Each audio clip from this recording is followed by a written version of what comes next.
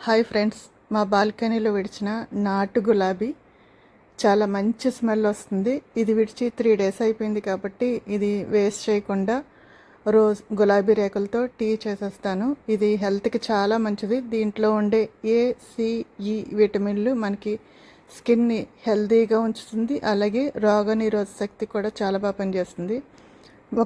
ఈ ఫ్లవర్ని శుభ్రంగా క్లీన్ చేసుకున్న తర్వాత మరిగించేసుకుందాం. ఒక పువ్వు కాబట్టి నేను 1 కప్పు వాటర్ తీసుకున్నాను. ఇది 3 నుంచి 5 మినిట్స్ వరకు సిమ్లో పెట్టి మరిగించాలి. హైలో పెడితే దీంట్లో పోషక విలువలు అన్నీ పోతాయి కాబట్టి మనకి ఈ గులాబీలో ఉండే ఈ విటమిన్ మన స్కిన్ మీద ఉన్న నల్ల మచ్చలను తగ్గించడానికి చాలా బాగా ఉపయోగపడుతుంది.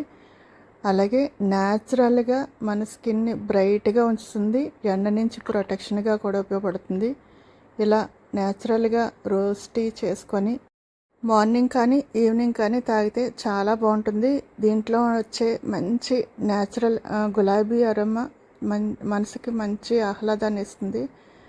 మనకి బయట గులాబీలు అయితే మనకి కెమికల్ స్ప్రేలు కెమికల్ మందులతో పెంచుతారు కాబట్టి తాగకపోవడమే మంచిది. మన ఇంట్లో ఇలా పెంచుకున్న గులాబీ రేకులు మనకి చాలా హెల్త్కి మంచిది. ఇమ్యూనిటీ పవర్ని పెంచడమే కాకుండా దీంట్లో ఈ విటమిన్ మనకి పింపుల్ నుంచి వచ్చే మచ్చల్ని, నల్ల మచ్చల్ని తగ్గిస్తుంది. స్కిన్ బ్రైట్గా చేస్తుంది. అలాగే ఇందులో ఉండే సి విటమిన్ మనకి ఎండ నుంచి స్కిన్ని ప్రొటెక్షన్గా ఉండేటట్టుగా చేస్తుంది.